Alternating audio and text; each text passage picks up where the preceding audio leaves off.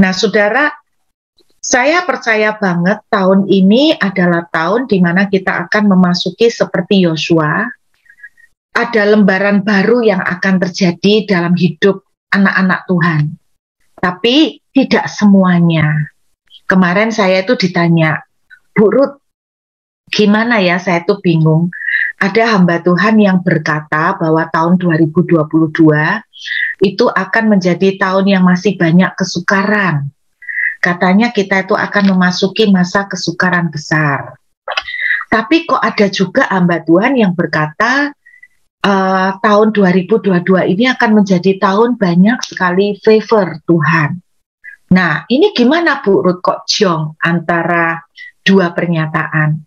Dan saya berkata begini, kalau saya pribadi, saya merasakan bahwa memang tahun 2022 kita masih akan melihat kondisi yang tidak pasti.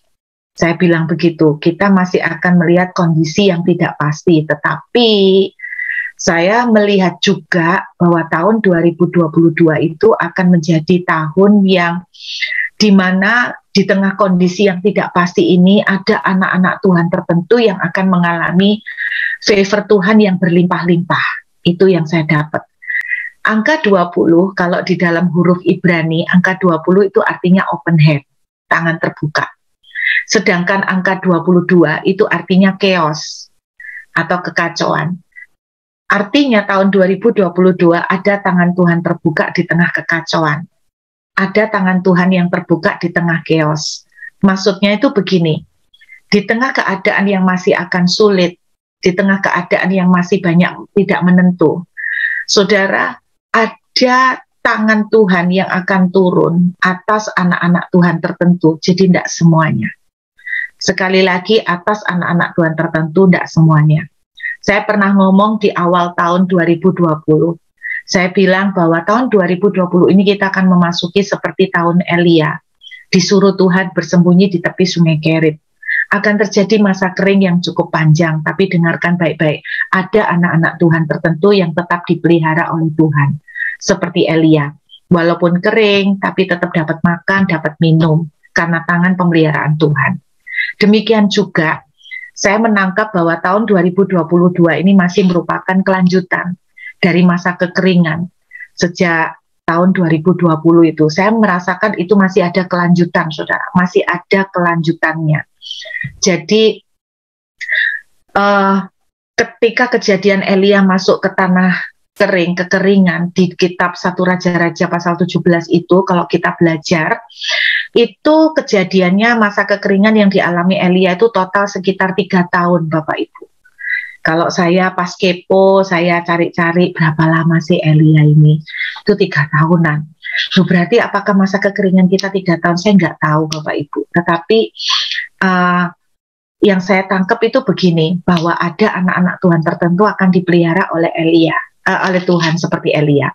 Jadi Elia waktu di tanah kering kan dipelihara Tuhan lewat burung gagak sama air dari sungai Kerit, iya kan? Dan selama Elia bersembunyi di sungai Kerit itu sekitar 18 bulan atau 1 tahun setengah nih Bapak Ibu. Dan kita sebetulnya sudah 1 tahun setengah ini ya, 1 tahun setengah, oke? Dan kemudian Elia itu keluar dari daerah sungai Kerit, air dari sungai Kerit itu kering, jadi habis. Tetapi yang luar biasa, setelah keluar dari sungai Kerit, Alkitab menceritakan bahwa Elia ketemu dengan janda Sarfat. Masih ingat ceritanya, ibu-ibu? Janda Sarfat, ya. Dan kalau saudara membaca dari ceritanya di janda Sarfat, Elia sebetulnya mendapatkan pemeliharaan yang menurut saya jauh lebih berlimpah dibandingkan ketika dia di tepi sungai Kerit. Kenapa? Karena janda Sarfat ini yang memelihara Elia selama sisa masa kekeringan itu. Dan Elia dipelihara bukan cuma soal makanan, tapi Elia juga dipelihara soal tempat tinggal. Elia juga dipelihara oleh janda Sarfat ini juga soal tempat tinggal. Jadi kalau saya tangkap, ketika Elia keluar dari sungai Kerit, Elia itu justru mengalami pemeliharaan yang double, yang jauh lebih baik dan lebih banyak dibandingkan waktu di tepi sungai Kerit. Alkitab juga menuliskan bahwa wanita janda Sarfat ini juga mengalami mujizat sendiri, yaitu tepungnya tidak pernah habis, minyaknya tidak pernah berkurang. Berarti pemeliharaan Tuhan kepada Elia melalui janda Sarfat ini juga seperti itu. Jadi Elia itu disuplai makanan yang jauh lebih daripada waktu di tepi Sungai Kerit. Nah, ini yang saya percaya bahwa tahun ini itu seperti part 2, bagian kedua dari cerita Elia, di mana masa kesusahan, masa ketidakpastian masih akan terjadi, tetapi saya justru melihat manifestasi dari kuasa Tuhan itu malah akan lebih besar lagi. Apa sih artinya open hand atau tangan yang terbuka?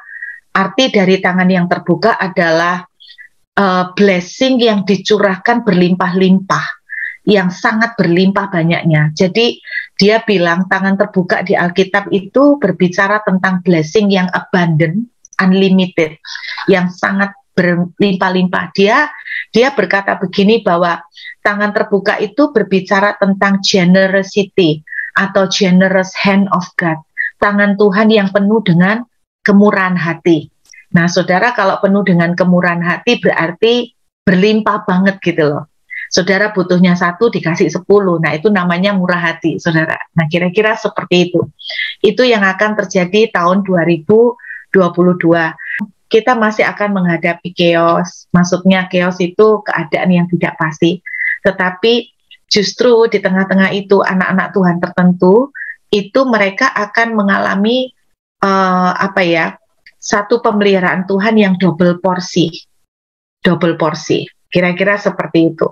Nah, saudara, saya percaya Tuhan katakan bahwa tahun ini akan menjadi tahun seperti Yosua. Kita akan memulai masuki lembaran baru, chapter baru, di mana kita akan menjadi banyak orang-orang yang mengalami kemenangan. Saya ajak kita lihat sebentar mundur ya, Bapak Ibu, ke kitab Bilangan, saudara. Kita lihat kitab Bilangan. Oke. Kita lihat Bilangan pasal yang ke-14. Oke ya. Bilangan, kita lihat, Bilangan pasal 13. Bilangan pasal 13. Tentang ke-12 pengintai. Oke ya. Nah, dituliskan di sini, kita lihat ayat yang ke-27. 27-28. Mereka menceritakan kepadanya, kami sudah masuk ke negeri kemana kau suruh kami, dan memang negeri itu berlimpah susu dan madunya, dan inilah hasilnya. Hanya bangsa yang diam di negeri itu kuat-kuat, dan kotanya berkubu dan sangat besar, juga keturunan enak telah kami lihat di sana. Saya singkat, saudara, tidak perlu saya ceritakan. Dalam Bilangan 13 itu, posisi orang Israel itu ada di Kades Barnea. Nama daerahnya itu Kades Barnea. Nah, kalau Anda punya Alkitab, Anda bisa lihat di Alkitab bagian belakang, itu bisa lihat ya, supaya tahu Kades Barnea itu ada di mana. Oke, Kades Barnea. Nah, saudara, kalau Anda lihat Kades Barnea di Alkitab, itu Anda bisa lihat di Alkitab, saudara, di peta bagian belakang itu ada peta mengenai Mesir dan Sinai. Nah, kalau Anda lihat Kades Barnea, itu lokasinya dekat sekali dengan Kanaan. Dan ternyata untuk ke Kanaan dari Kades Barnea itu cuma 11 hari. Jadi ketika Musa mengutus 12 pengintai, itu sebetulnya mereka tuh udah dekat banget. Sudah dekat banget sama ke tanah perjanjian. Nah, itu sudah dekat sekali ke tanah perjanjian nih Bapak Ibu. Harusnya cuma 11 hari diselesaikan, tetapi ternyata mereka itu mundur. Dan karena mereka mundur, sehingga mereka berputar-putar. Mereka berputar-putar gara-gara gagal di Kades Barnea ini, mereka berputar-putar selama 38 tahun. Loh, kok bukan 40, Bu? 40 itu gini, dari Mesir mereka keluar sampai ke Sinai, dari Sinai mereka masuk ke padang gurun Sin. Padang gurun Sin itu padang gurun yang kecil. Nah ini total 2 tahun. Sebetulnya ya nggak perlu sampai 2 tahun Bapak Ibu. Sebetulnya cuma beberapa minggu aja sudah selesai perjalanan sampai Kanaan. Nah setelah dari Mesir sampai ke padang gurun Sin, mereka masuk ke padang gurun besar. Nah, padang gurun besar ini di dalamnya ada padang gurun Paran, ada padang gurun Zin pakai Z. Kalau yang tadi Sin pakai S. Nah, padang gurun besar ini pintu gerbangnya, kalau Anda boleh bilang, padang gurun besar ini istilahnya daerah gerbangnya itu salah satunya adalah Kadesh Barnea. Nah, jadi sebetulnya ini yang saya tangkap saudara, tahun 2022 kita itu masih akan dibawa Tuhan masuk ke padang gurun besar. Satu kabar gembiranya gini, padang gurun besar itu dekat sekali sama tanah Kanaan. Artinya dekat sekali sama breakthrough. Dekat sekali sama banyak keajaiban Tuhan, padang gurun besar. Tapi orang Israel justru gagal di padang gurun besar. Di mana gagalnya? Di Kadesh Barnea. Saudara, gara-gara kejadian 12 pengintai, mereka pulang bawa laporan negatif. Apa yang terjadi? Tuhan bilang, mereka semua tidak akan masuk ke tanah perjanjian. Anda tahu kejadian apa lagi yang terjadi di Kadesh Barnea? Musa marah gara-gara orang Israel butuh air. Terus Musa ngamuk, dipukullah sama dia bukit batu. Tuhan marah. Lalu Tuhan bilang begini, Musa, kamu tidak boleh masuk ke tanah perjanjian. Jadi ngenes, tragis. Cuman jeda 11 hari, mereka tidak bisa masuk. Dan ketika Tuhan sudah memvonis kalian tidak bisa masuk, orang Israel tetap ngotot. Mereka menyerang ke Kanaan untuk berusaha tetap nerobos. Nggak bisa, nggak diberkati sama Tuhan. Ya mereka kalah melulu. Nah, akhirnya setelah ini mereka muter. Mereka diputer-puter sama Tuhan di padang gurun besar, terus menyeberang ke sebelahnya ke padang gurun Edom. Disinilah mereka 38 tahun lamanya. Putar-putar 38 tahun. Saudara, kenapa mereka mutar-mutar 38 tahun? Saya berdoa, jangan sampai kita miss, oke? Jangan sampai kita kelewatan blessing yang ajaib yang Tuhan sediakan tahun ini. Kita masuk ke padang gurun besar. Masih banyak uncertainty, ketidakpastian terjadi. Saudara coba lihat aja, orang bilang Delta kita udah vaksin dan sebagainya, muncul lagi Omikron. Omikron masih diperangin, belum selesai, muncul lagi bukan varian baru katanya, tetapi gabungan antara flu dengan corona, menjadi florona. Saya pertama kali dengar tak pikir guyonan ibu-ibu. Nama di-create florona. Tapi itu yang terjadi saudara. Jadi saya melihat padang gurun besar ini sama seperti zamannya orang Israel. Memang padang gurun besar ini padang gurun yang sangat-sangat banyak ranjau. Banyak ranjau itu artinya gini loh. Nggak tahu tiba-tiba di depan tuh ada ranjau. Ranjaunya berupa apa? Salah satunya ular. Karena ular beludak itu kumpulnya banyak di padang gurun gitu loh. Nah, kok nggak di padang gurun Sin, Bu? Iya, semua padang gurun tuh rumahnya ular, tapi saudara bisa bayangkan kalau padang gurunnya gede banget, nah ranjaunya kan makin banyak gitu loh. Tetapi kita melihat bahwa orang Israel cuman digigit ular kejadian tuh cuman sekali, betul nggak? Nah, itu di padang gurun Edom ketika mereka udah muter-muter itu, saudara. Nah, saudara, itu yang terjadi, banyak ranjau. Tapi Anda jangan salah, di padang gurun besar justru banyak keajaiban Tuhan. Salah satunya, Alkitab itu bilang, pakaian mereka tidak pernah rusak. Kasut mereka juga tidak pernah diganti.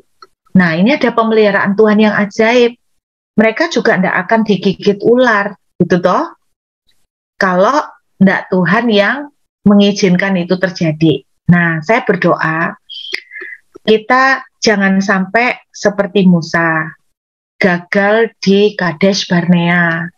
Jangan sampai kita seperti 10 pengintai, gagal di Kadesh Barnea. Jangan sampai kita kehilangan kesempatan kita melihat hal yang besar. Amin, saudara. Satu lagi, nah begitu banyak sih, saya kan jarang ketemu saudara. Banyak banget sebetulnya yang Tuhan kasih. Saya mau ajak lihat nih ya. Beberapa waktu yang lalu, tiba-tiba saya tuh tergerak banget. Nah, saya ini membagikan kepada saudara malam ini tuh kumpulan dari berapa bulan itu ya Bapak Ibu. Saya kompres dalam sekian menit malam ini. Saya berdoa supaya saudara dapat semua ringkasannya. Apa yang menjadi message Tuhan untuk tahun ini. Saudara, tiba-tiba Tuhan itu mengajak saya untuk membaca kembali kisah di seputar kelahiran Tuhan Yesus. Nah, saya tuh bingung. Terus Tuhan itu naruh di hati saya bahwa kamu perhatikan baik-baik bahwa ini ada hubungan dan kaitan yang erat sekali dengan pesanku tahun ini.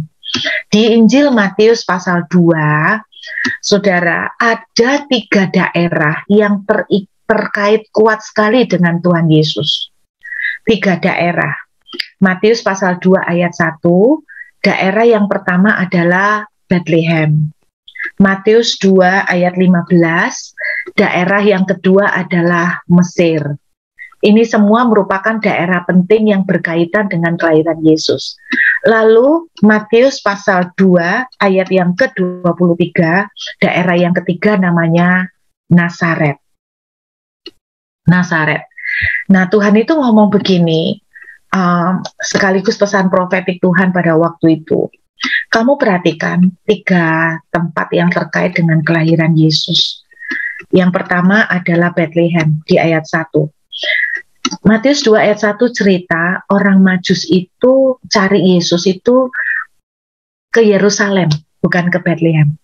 Kita tahu orang Majus itu orang yang sangat pintar. Mereka ahli astronomi, mereka kaya, mereka pintar pokoknya, cendekiawan.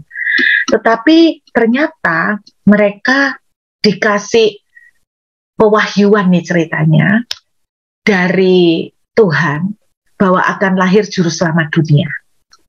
Ternyata mereka waktu dapat pewahyuan, mereka tuh sempat salah mengartikan. Salah mengartikan gimana? Mereka mencarinya ke Yerusalem. Kenapa mereka mencari ke Yerusalem? Sederhana. Karena tempat yang pantas untuk menjadi tempat kelahiran juru selamat itu adalah Yerusalem. Karena Yerusalem itu kota Tuhan, pusat ibadah. Sedangkan Bethlehem, kota yang tidak masuk peta, yang tidak masuk hitungan, kota kecil, nggak ada yang menarik. Itu Bethlehem. Perhatikan, 3 daerah yang berkaitan kuat dengan Yesus adalah daerah-daerah yang sebetulnya dalam tanda kutip punya bad image, bukan tempat yang favorit, bukan tempat yang ideal. Bethlehem yang pertama. Yang kedua adalah Mesir. Saudara kalau ingat tentang Mesir, Alkitab selalu bercerita tentang Mesir itu yang jelek. Konotasinya perbudakan, konotasinya penyembahan berhala, konotasinya perzinahan, pokoknya yang jelek-jelek lah. Makanya Alkitab bilang celah Mesir, aib Mesir, kan jelek ya. Ya, tempat yang ketiga adalah Nazaret. Nazaret itu juga prestasinya jelek. Satu kali Nathanael berkata begini, adakah sesuatu yang baik akan keluar dari Nazaret? Jadi 3 daerah ini punya satu kesamaan, sama-sama negatif.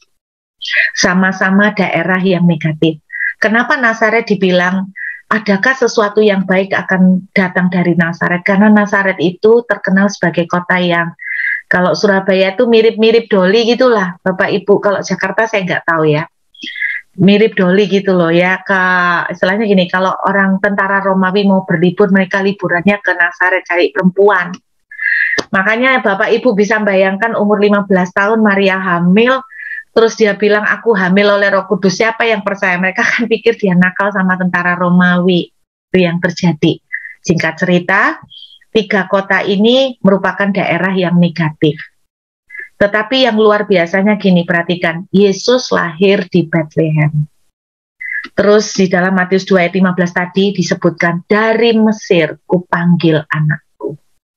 Lalu Matius 2 ayat 23 dikatakan tentang Nazaret. Yesus dibesarkan di Nazaret. Yesus lahir di Nazaret, Yesus lahir di Bethlehem. Yesus menghabiskan masa kanak-kanaknya di Mesir beberapa tahun, dan Yesus bertumbuh sampai dipanggil pelayanan di Nazaret. Saudara, 3 daerah yang negatif image. Tetapi Tuhan bilang begini, kamu perhatikan.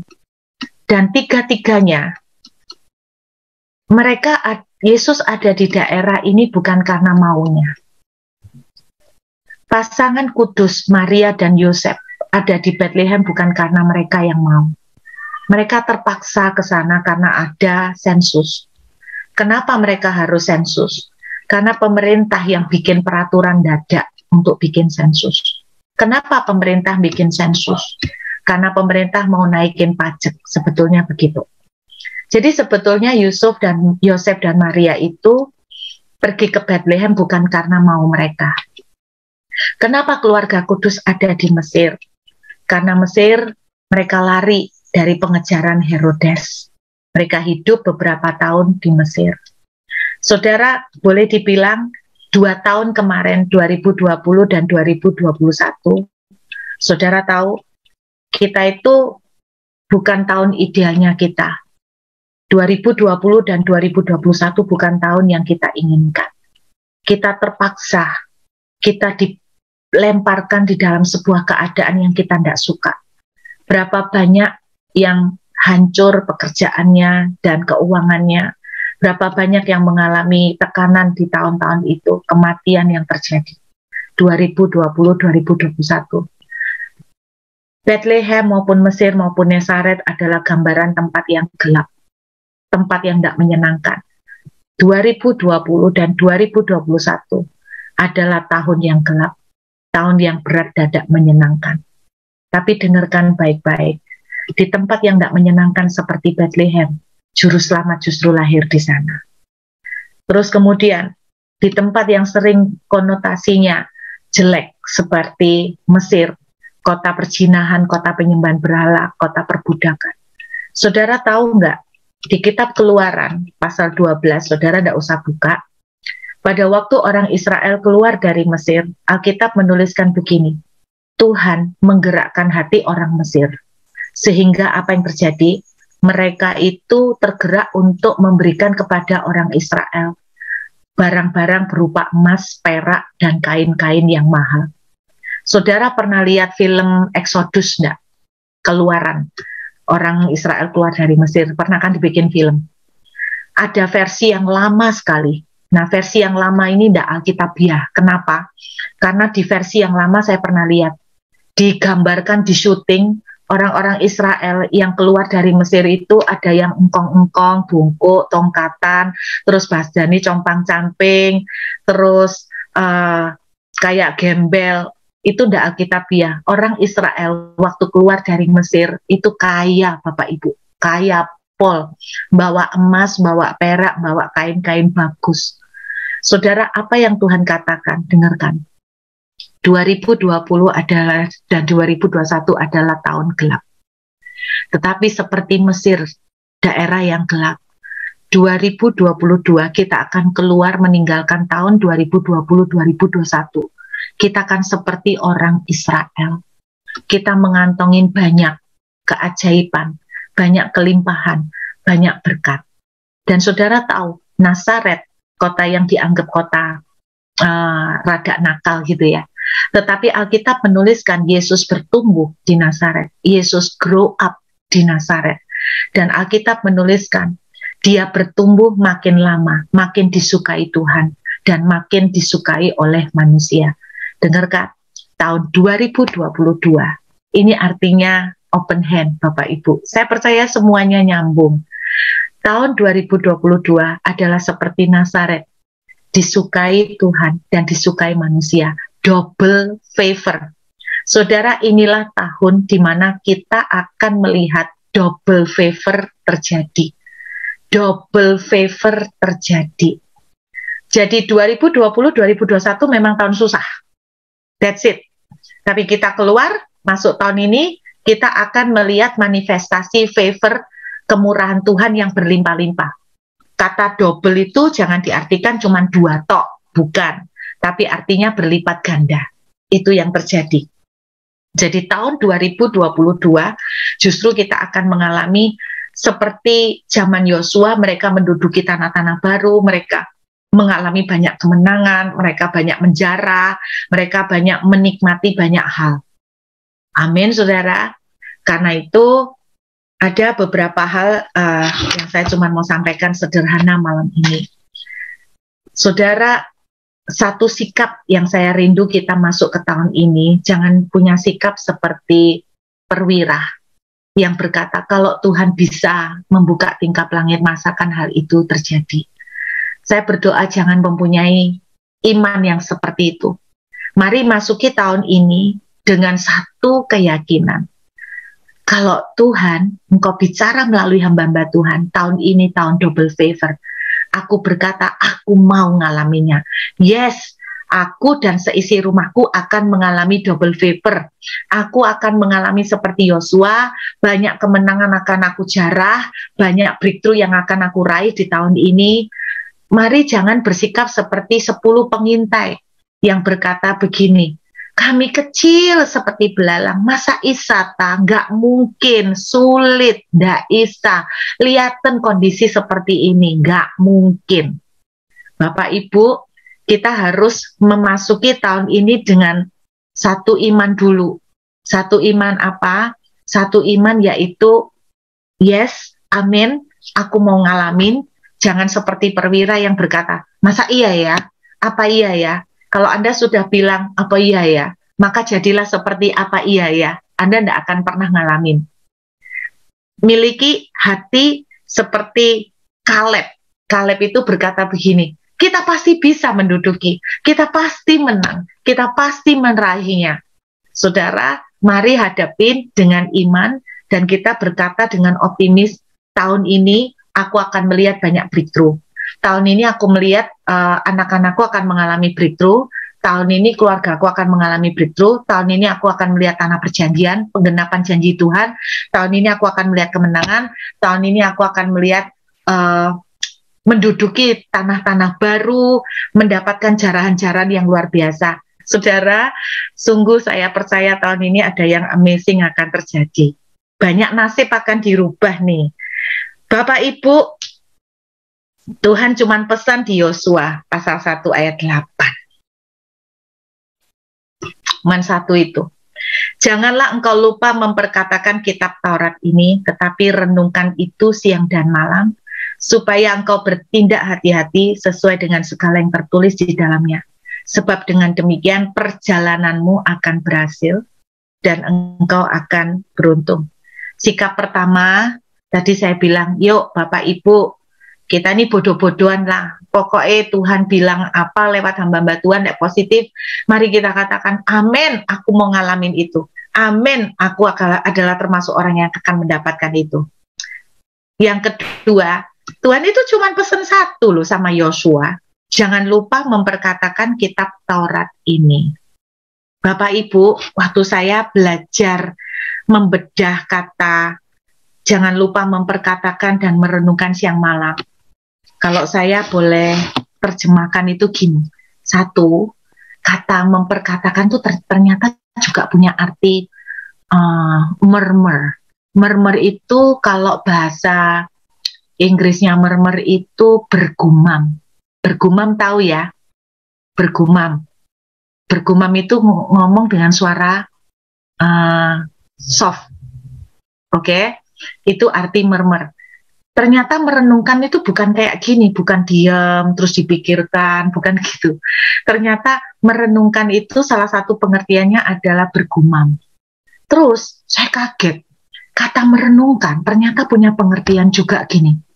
Berteriak dengan kemarahan. Berteriak dengan amarah. Wah, jadi ternyata, loh apa maksudnya Bu Ruth berteriak dengan amarah?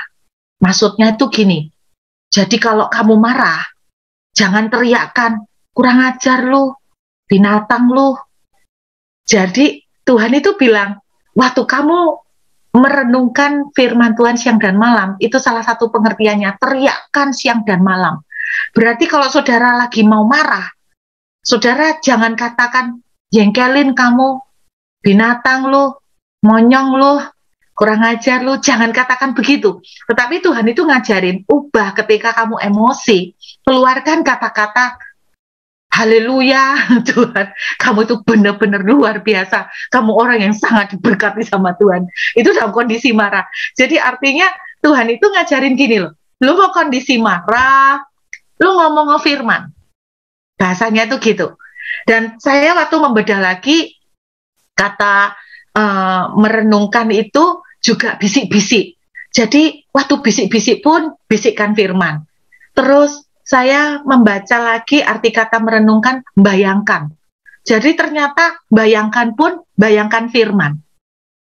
Ternyata ini kuncinya. Bapak Ibu kalau tahu cuman satu kunci ini, tetapi Yosua itu dalam sejarah kepemimpinannya, dia hampir 90% lebih dia ngalamin kemenangan. Dia kalah satu kali, tapi itu pun saya tidak menganggap itu sebagai kekalahan, karena dia orang Israel yang mati dalam peperangan di kota Ai itu 30 orangan. Jadi buat saya, untuk ukuran pasukan Israel sekian juta, kalau mati 30 orang itu belum bisa dibilang kalah. Kalau buat saya. Jadi prestasinya Yosua itu selalu berhasil dan menang. Kuncinya apa ternyata?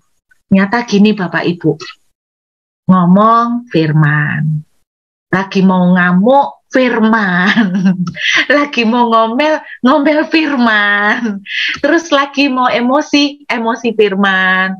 Saudara ingat nggak Musa gagal di Kades Barnea masuk tanah Kanaan? Kenapa? Karena dia emosi. Dan ketika dia emosi, dia mengeluarkan kata-kata yang membuat Tuhan murka. Dan tahu kenapa 10 pengintai gagal masuk tanah perjanjian? Karena omongan mereka. Kita memang melihat negeri itu bagus, tapi kita kecil seperti belalang. Saudara, kelihatannya simple, tapi mari memasuki tahun ini, banyak-banyakin deh lidah kita itu ngucapin firman. Dalam kondisi happy, haleluya, Tuhan luar biasa. Dalam kondisi ngamuk, yang kita keluarkan juga yang firman. Bisa enggak Bapak Ibu? Jadi kalau kita marah nih sama orang, nah, saudara minimal jangan ngomong yang negatif, minimal ngomong yang firman kalau bisa. Nah, saya mengajak, yuk Bapak Ibu, kita tahun ini yuk belajar untuk declare. Declare dalam arti, dalam kondisi lagi males ngomong keras, kita gumam, itu pun kita ngomong yang firman. Kalau kita emosi, jangan ceritakan yang negatif kayak Musa. Waktu Musa emosi, dia luapkan kata-kata emosi, membuat dia gagal masuk Kanaan. Waktu emosi, keluarkan firman. Tuhan, aku ini marah, tapi aku tuh percaya Engkau izinkan semua ini. Jadi kata-kata firman. Kelihatannya simple Bapak Ibu. Saya akan akhiri dengan sebuah kesaksian. Ada seorang jemaat DM saya sejak dari November. Saya beneran Bapak Ibu kaget dengan jemaat ini. Waktu bulan November dia itu cerita, bukan kesaksian waktu bulan November, lebih tepatnya dia curhat. 16 Desember kontrak rumahnya habis. Dan dia bilang, suami saya kerja Grab dan saya tidak punya kerjaan. Bu, saya bingung apa yang harus saya lakukan. Saya cuma bilang, Bu, saya tidak bisa nyaranin apa-apa. Ibu masuk aja menyembah sama Tuhan, terus sering-seringlah declare. Kata-katakan yang positif, yang kata-kata tentang blessing itu ucapkan. Terus kemudian dia itu hampir tiap minggu mend-DM saya, menceritakan progresnya. Lebih tepatnya bukan progres yang saya baca, tapi penurunan.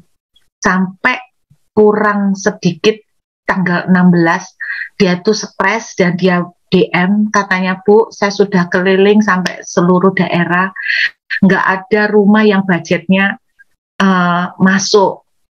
Gimana ini Bu Ruth, gimana? Saya cuma bilang, Bu, tetap lakukan apa yang Ibu udah dengar.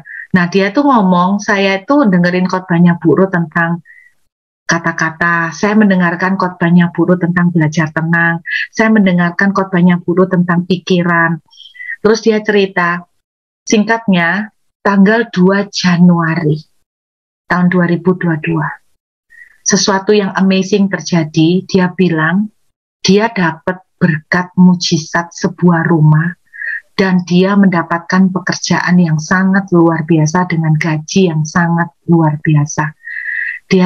Saya tanya, Bu, kok bisa terjadi seperti itu? Dia cuma ngomong gini, saya tidak pernah berhenti, Bu, untuk terus mendeklarasikan.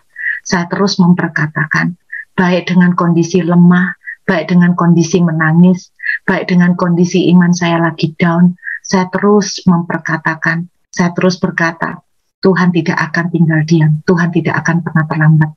Terbuka jalan bagi saya, aku pasti punya rumah, aku pasti dapat pekerjaan, aku pasti akan ditolong.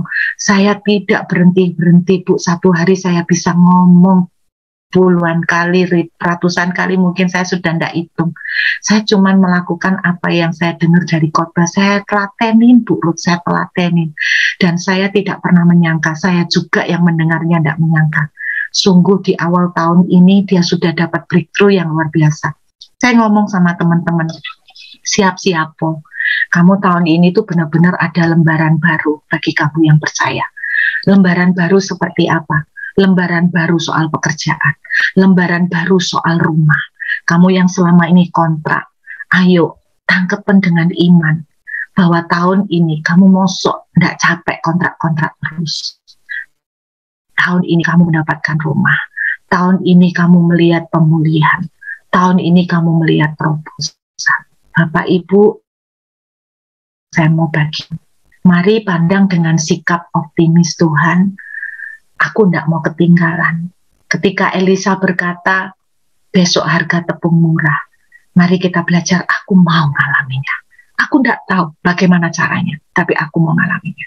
Dan hal yang kedua, yang simple, yang bisa kita praktekkan hari demi hari adalah mari belajar untuk kata-kata ini ngomong terus yang positif. Saya belajar untuk deklarasi terus, Bapak Ibu. Ya kadang capek, tapi saya belajar deklarasi terus. Saya deklarasi tentang anak-anak, saya deklarasi tentang kesehatan, saya deklarasi tentang keuangan. 2 tips ini simple.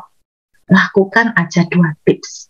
Dan saya berdoa kita goal melewati Kades Barnea, masuk ke tanah Kanaan. Kegagalan Musa, kegagalan orang-orang pengintai dan orang Israel, karena mereka gagal juga di mulut mereka. Gagal di mulut mereka. Gagal di iman mereka. Karena mereka melihat kita kecil, nggak mungkin bisa ngalahkan orang-orang Amalek. Kita nggak mungkin bisa ngalahkan mereka. Mereka nggak punya keyakinan. Bersama Tuhan, tidak ada yang mustahil. Amin, Bapak Ibu. Harapkan, expect. Kalau Bapak Ibu tidak mengharapkan mujizat, cuman ngeflow, ya sudahlah, kita lihat tahun ini apa yang terjadi, terjadilah. Nasib, apa yang datang, ya udahlah dihadepin. Saudara, jangan expect hal yang besar. Seperti yang saya bilang, expect hal yang besar seperti Kaleb. Kita pasti menang. Amin. Kita pasti dapat, kita pasti menemukannya, kita pasti mendapatkan kemenangan.